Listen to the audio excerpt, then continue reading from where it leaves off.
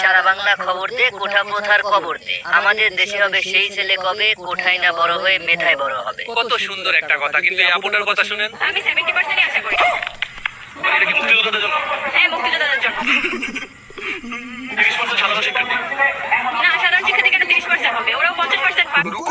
আপনারা 70% নিলে ওরা 50% কিভাবে নিবে? ভাই ভাই উইলিশা করতে ভাই, উইলিশা করতে। আচ্ছা, ওরা বাকি 30%ই নিক, সমস্যা নেই। एकदम इन्होंने वक्त बदल दिया, जज्बात बदल दिए। আমরা চাই যেহেতু আমাদের পরিবার এত কষ্ট করে যুদ্ধ করছে, যুদ্ধ করে দেশ স্বাধীন করছে, তো আমরা চাই না 70%ই থাকুক। এমন ভাবে বলতেছে মনে হচ্ছে তার পরিবার যুদ্ধ করে দেশটাকে স্বাধীন করে নাই, সে নিজে যুদ্ধ করে দেশটাকে স্বাধীন করছে। তাই 30% না 70% মুক্তিযোদ্ধা কোঠা করে দেওয়া হোক, সেই দাবিতে মাঠে নামছে। যেহেতু আমাদের পরিবার এত কষ্ট করে দেশ স্বাধীন করে গেছে, তো 70% আমরা এটা আশা করতেই পারি। না, ঠিক আছে আপু, আপনি আশা করতেই পারেন, কারণ আপনার বাপ দাদারা যুদ্ধ করে দেশটাকে তো স্বাধীন করে নাই, দেশটাকে কিনে নিছে। তাই আপনি বা আপনার পরিবার যা বলবেন সেটাই হবে। বাট আমার প্রশ্ন হচ্ছে আপু, দেশটা যেহেতু আপনাদেরই, তাহলে আপনারা আন্দোলনে কেন নামছেন? আর 70% মুক্তিযোদ্ধা কোটা